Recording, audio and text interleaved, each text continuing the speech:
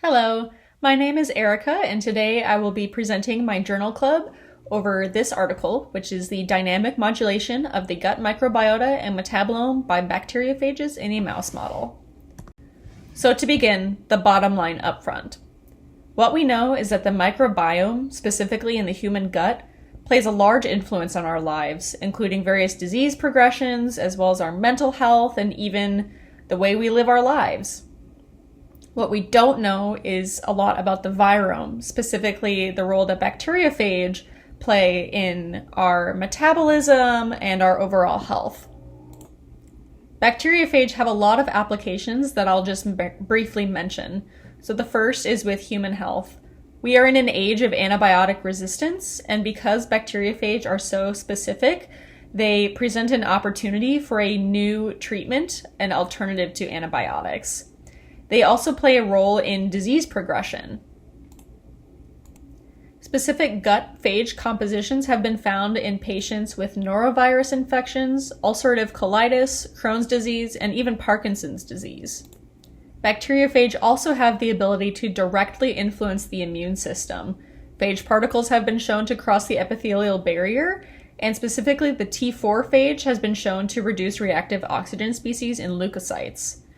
On the opposite hand, they also have the ability to stimulate the immune system through TLR9 receptors, stimulating antibody production. Another possible role for bacteriophage is for food safety and sanitation purposes. Several companies have already launched phage products that target Salmonella, E. coli, or Listeria as a spray that can be applied directly to food or food preparation surfaces to limit foodborne illnesses. But what do we need to know? We need to know how bacteriophage deliberately disturbs specific bacteria, and we need to clarify the causality between these bacterial species and between the host and other resident microbiota. Once we know this, we can design different approaches to remodel the gut microbiota using bacteriophage for therapeutic purposes. This paper focuses on two main hypotheses. First, what factors in the gut influence the microbes that influence us, specifically bacteriophage? Second, how can we leverage this knowledge towards treatments that manipulate the microbiome? Once we know this, then we are able to provide new approaches to modulate the microbiome as opposed to drugs, supplements, or various probiotic treatments. We would want a way to use phage that would deliberately and rationally perturb specific bacteria, and we would want to know how affecting that bacteria then affects other resident microbiota and the metabolites produced. Now, before I dive into the paper, I do want to give a brief background on bacteriophage. I did some undergraduate research with them and really fell in love with them, so now I'm excited to present them in a different light. Simply put, bacteriophage are viruses that infect bacteria, and they are extremely specific to the bacteria they will infect, to the species and even down to the strain level. So a bacteriophage that infects E. coli K12 might not infect E. coli O157H7. On the left here, you can see their structure. So they consist of a capsid head, which holds their genetic material, which is either DNA or RNA, and it can be single-stranded or double-stranded. We have this sheath, and then we also have the spikes and the tail fibers. And they have two different life cycles that they can go to. The first, shown here in the middle, is the lysogenic cycle, which would be called a temperate phage. Basically, the bacteriophage attaches to its host. This capsid head and the sheath will contract, and the DNA is injected into the cell, where it is then integrated into the host genome. And there it remains throughout the life cycle of the bacteria, and the bacteria isn't impacted. However, if the cell suddenly undergoes stress or an extreme change, that phage DNA will pop out of the genome and will replicate itself and then make copies of itself, burst the cell, and continue the infection cycle. On the right here, we have what's known as the lytic cycle. And so that is similar to the bacteriophage, attaches to the host cell, injects its DNA, and the host DNA is chopped up. The phage DNA is replicated, and the phage particles are rebuilt. The cell is burst, and the phage are then released to continue the infection cycle. Similar to other viruses, phage require a bacterial host to be able to reproduce. Okay, now to jump into the article. I really like this graphical abstract because it just creates a really good overview of the entire paper and what the researchers did. So we can see we have our bacteria that are part of the microbiome, and we can see the phage that infect those bacteria. And then we can see the bacteria and their interactions with other residents of the microbiota, as well as how they influence the metabolites that are produced. And finally, we see an overall effect on the host, which in this case is the mouse. The first thing that I think is important to mention is before the model microbiota was created, the authors did confirm phage specificity. This involves doing what's known as a spot titer technique, and so basically they take a regular agar plate and then overlay it with a thin bit of agar mixed with the bacterial target. And then over top, they spot 5 microliters of a 10 to the 9 phage solution. And then it creates these zones of inhibition or lysis. And that is showing where the phage has actually killed the bacteria. The authors did confirm that each phage they tested only infected its target bacteria. There was no cross-infectivity. Now to present the model microbiota. So the authors selected 10 bacterial species which are known to colonize the human gut. Some of them are facultative anaerobes and others are obligate anaerobes from 4 different phyla. So first we have the firmicutes, which consist of Clostridium sporogenes and Enterococcus faecalis. And there were 2 phage targeting these bacteria, the E. faecalis VD13 phage and then the C. sporogenes F1 phage. Next we have the Bacteroidetes, which is the Bacteroides fragilis, Bacteroides ovatus, Bacteroides vulgatus, and the Parabacteroides diastolus. And in this group we have the B. fragilis phage, B40-8. Next is the Proteobacteria, which we have Klebsiella oxytoca, Proteus mirabilis, and the Escherichia coli Nissl 1917. And the phage in this group was the E. coli phage. The final member of our microbiota is the Virocomicrobia, which is the Akkermansia muciniphila. I really appreciated the authors choosing these because these are all, one, known to colonize the human gut, but they are also all well-studied, well-characterized, including genetically, and they're available in different microbial depositories for other people to use and are readily available. Next, let's walk through the study design.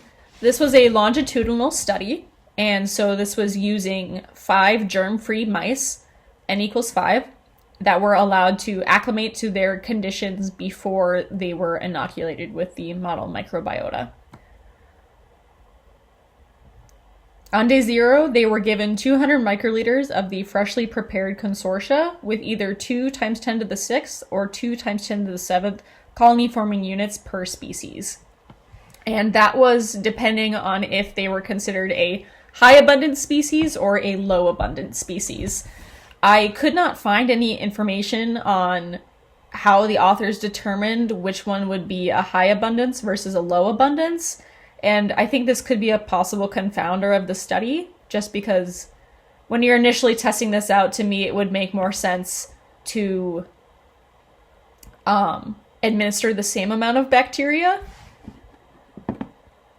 for each species, so let me know your thoughts. Then, on day 16.1, the first set of phage were administered. So this was the E. coli and the C. sporogenes phage. And those were administered at 2 × 10 to the 6 plaque-forming units per phage. Of note, when the phage were applied, the mice were given sodium bicarbonate, and that was to neutralize the stomach acid, which I think was a good thing to do for the study design, but definitely is something to consider when we talk about possible applications of bacteriophage. Similar to probiotics, they would have to be able to survive acid and bile salts to be able to make it to the intestines to have an impact on the microbiome.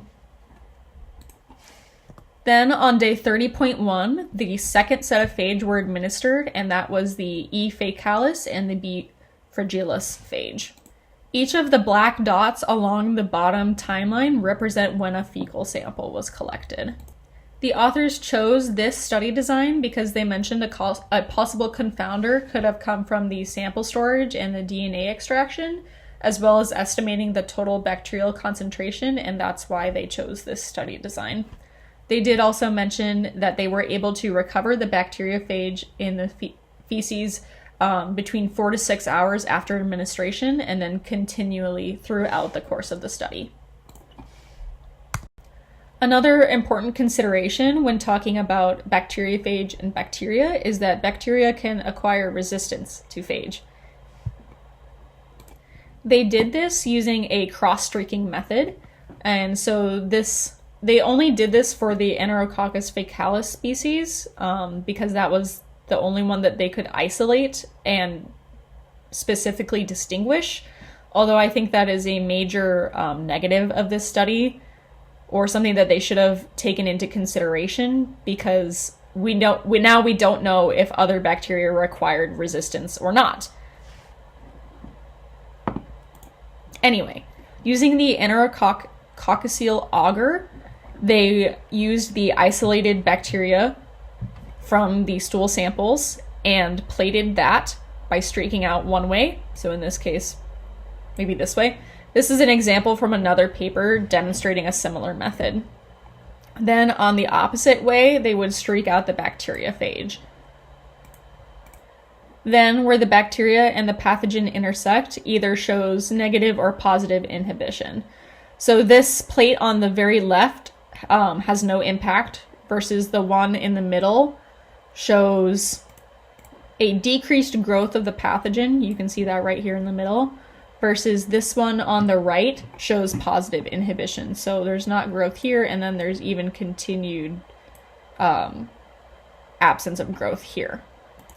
Something else I think that would have been maybe useful for this study or interesting to know would be if they had sequenced the genomes and compared like the E. faecalis genomes at the beginning of the study throughout the study to see if their genes were changing, and that's how they were acquiring resistance.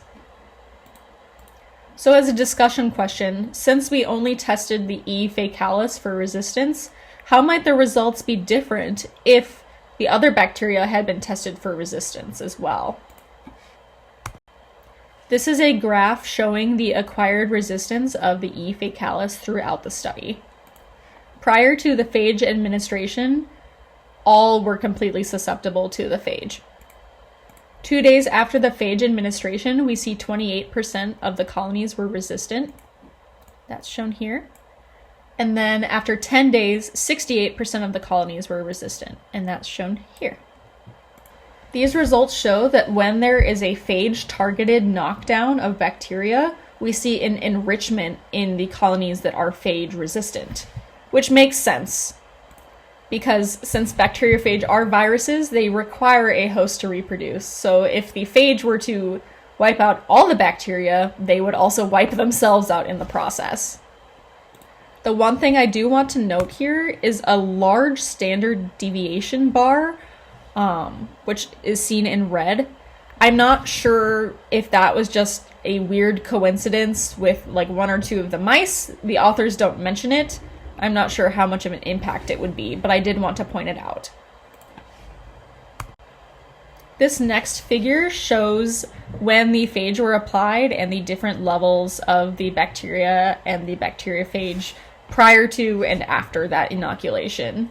I actually really like this graph because each of the species is so different. None of them look the same.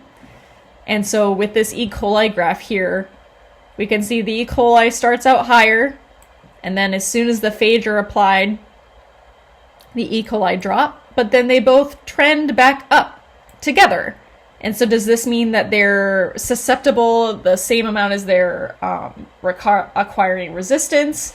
Because we don't see that with the sporogeny species. And even for this, the bacteria levels don't change a whole lot. And the phage levels also remain high. This is even different than the Fragilis. So we can see, okay, they're pretty consistent at the beginning. We have that initial drop down when the phage are applied, and then the phage go back down and kind of level out. The bacteria kind of level out.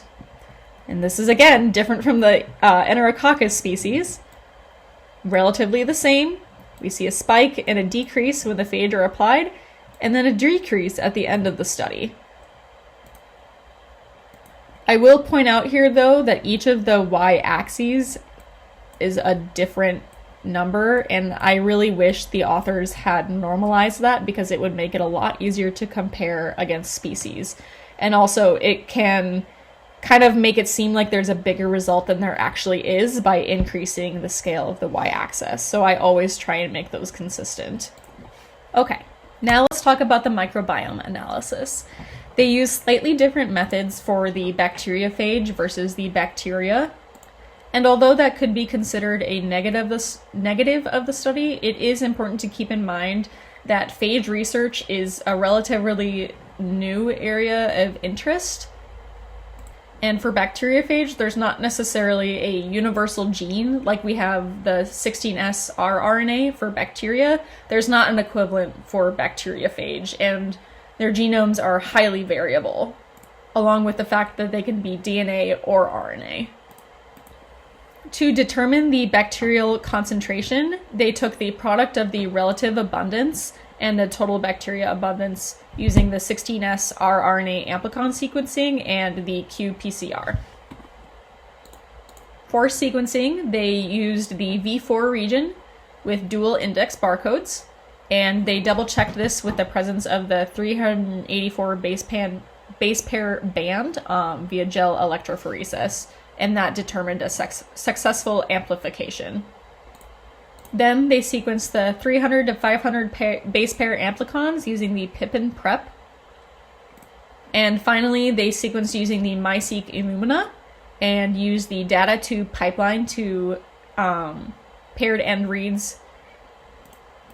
And they truncated the reads at either 230 or 150, and that was their quality indicator. For the phage molecular analysis, they used the Zymo-Biomics DNA kit, and they used qPCR to determine the phage concentration. They also mentioned that they used the phage-specific standards, as well as a standard curve in every plate, and they did 3 technical replicates. The bacteria, they used the E. coli as the standard. Statistics run in this study were the Bray-Curtis dissimilarity test, and that is commonly used in different ecology studies because it's more sensitive to abundances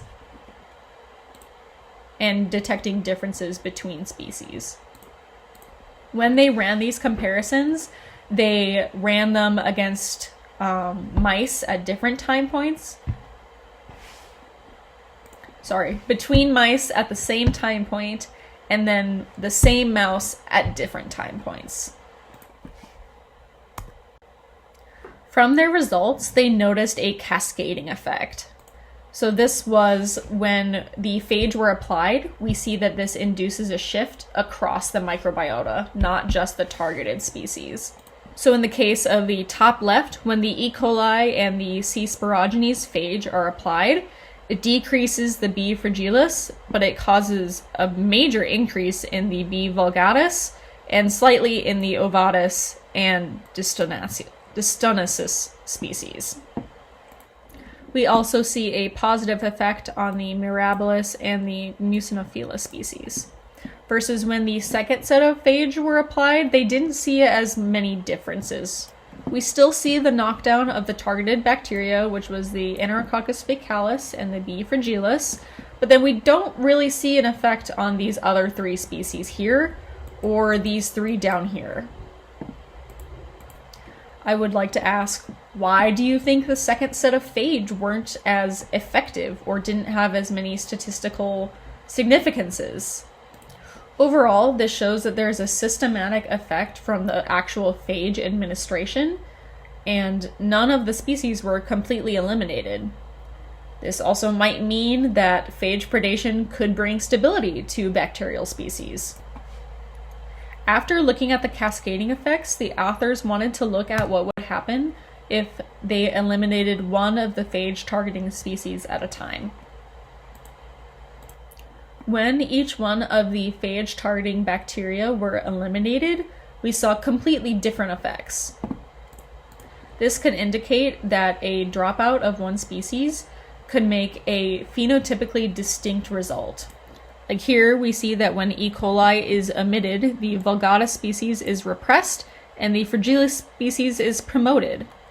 And this was opposite of the fact when we had the E. coli included. So the vulgatus would have been promoted and the fragilis would have been repressed. And we see that across all of the dropout versus the full consortia. It was harder to determine the counteracting effects when the second set of phage were administered, so I like this interaction map. This just makes it really easy, I think, to understand how E. coli can repress vulgatus but promote fragilis. Sporogenes can promote this species, but repress this species, and then the same goes over here with the fragilis or the faecalis. However, it is also important to consider that some of these results might be nullified because they counteract each other, and so then the overall microbiota might not change very much, and we just can't tell the interactions. So now the authors have determined that bacteriophage affect the microbiome, not just their targeted species, but also the surrounding members. And so then they had the question of, okay, does this affect the metabolites then that are produced by these bacteria? The metabolomics data was performed by Metabolon, and they ran 4 different kind of runs using ultra-performance liquid chromatography with mass spectrometry, and they used 4 different mobile phases on a C18 column. All of the extracted metabolomes were identified, quantified, and then compared to a library of standards. The authors expected some of these metabolomic effects to be buffered because of the redundancy in some of the metabolites produced, but they did expect to see maybe some specific compounds from specific pathways would differ depending on the bacteria that were knocked down. The untargeted metabolomics ran at 4 time points, so the germ-free mice after the bacterial colonization, and then after the first and after the second set of phage administrations. After the first set of phage were administered, they saw a 17% difference in the examined compounds, which was statistically significant. The second set of phage applied, they only saw 0.7% of the metabolites impacted. These results show that when the bacteriophage were administered, there were compositional shifts in the microbiota that are reflected in the metabolites. And while it's not shown in any of the figures, the authors did look at some specific metabolites, neurotransmitters. The Clostridium sporogenes contains a gene that's known to produce tryptamine through tryptophan decarboxylation, and this was the sole producer of this neurotransmitter in this consortia. After the first set of phage were applied, they saw a 17-fold reduction after 2 days in tryptamine. They saw a similar phenomenon occur with tyramine, which is produced by the lactic acid bacteria Enterococcus faecalis. When the second set of phage were administered, there was a 4-fold decrease in tyramine after 13 days. So here we see a clear causal link between phage, bacteria, and metabolites. They also saw broader metabolite trends not associated with specific bacteria, and this was like the fecal concentrations of serine and threonine, which are amino acids, and then also changes in the deconjugated bile salts. The authors thought that there might be some different factors going into this, like host absorbance or other microbiota utilizing these compounds. That brings us to the end of the results section. And now I would like to mention some strengths and weaknesses of this paper, as I thought. Some strengths are the experimental approach. So I think they did a really good job choosing the specific bacteria and phage that they were going to use, as well as identifying a cascading effect. From there, other questions might be what happens if we eliminate one bacteria, how does this impact the metabolites? And they did that. So they kind of kept going forward with the next step and answering questions. Then they also corrected for possible variations related to the DNA extraction. Some weaknesses I thought were, again, they only tested the bacterial resistance of one strain. I don't know if there would be another method to necessarily test for resistance other than a plate method, but it would have been nice to know if other bacteria were experiencing the same resistance trends. The other main issue I have with this study is that after they collected the fecal samples, they were frozen in liquid nitrogen within 30 minutes of collection. And for anaerobic bacteria, especially obligate anaerobes that are really sensitive to oxygen, I'm wondering if this could have killed off some of those bacteria, which would then impact the results. I don't know a lot about working with anaerobic bacteria, so I don't know if that's a normal time frame to process samples. But I feel like if there was a delayed processing of the samples, that could lead to cell death, which then obviously impacts the results. Also, their consortia was only 5 mice, and I'm not a statistician, but more mice is always better. And then finally, they could have made more comparisons between the metabolite testing time points. Some more specific general results. Bacteriophage, the gut microbiota, and gut metabolites form a complex web of interactions that we're just now starting to uncover. We also saw that when the T4 and F1 phage are applied, E. coli and C. sporogenes, the targeted species, were diminished, along with the B. fragilis. On the opposite, we saw 3 species were enriched. We also know that now a knockdown of an individual species yields a phenotypically unique result, and that when there's a phage-targeted knockdown of bacterial species, those resistant individuals are enriched. But the phage and their target bacteria are never fully eliminated. Finally, we see that phage predation does impact gut metabolites and can play a role in neurotransmitter reduction. To reiterate, at the beginning of this study, we had limited knowledge about bacteriophage influence on the microbiome, but we know that they have applications for human health, specifically with antibiotic resistance, disease progression, and various immune reactions.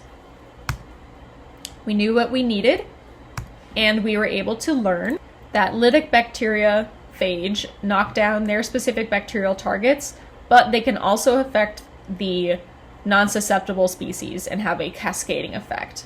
We know that they can exist over time with their target species, and we know that their bacterial modulation does impact the gut metabolome.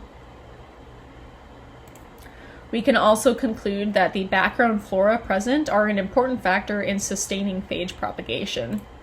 So maybe phage therapy isn't as straightforward as we thought, but now we know the things we need to look out for.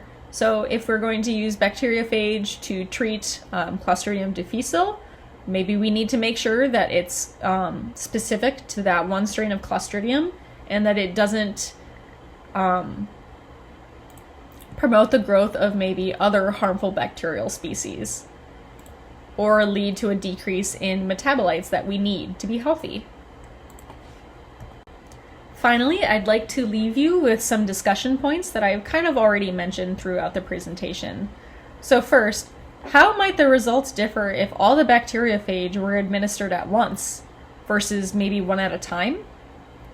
What are some advantages or disadvantages to this study design compared to the one that was actually performed? And why do you think that second set of phage induce less change in the microbiome and metabolome. I'd also like some input if the delayed freezing of the fecal samples would impact the study results. And how might the study results be impacted if other bacteria that weren't tested for resistance acquired resistance? Is there another way we can test for this? And what bacterial interactions could be influencing the cascading effects? Is this that they're competing for resources, that they need each other? Or how can we test for this? This concludes my presentation. I hope you enjoyed learning a little bit about bacteriophage.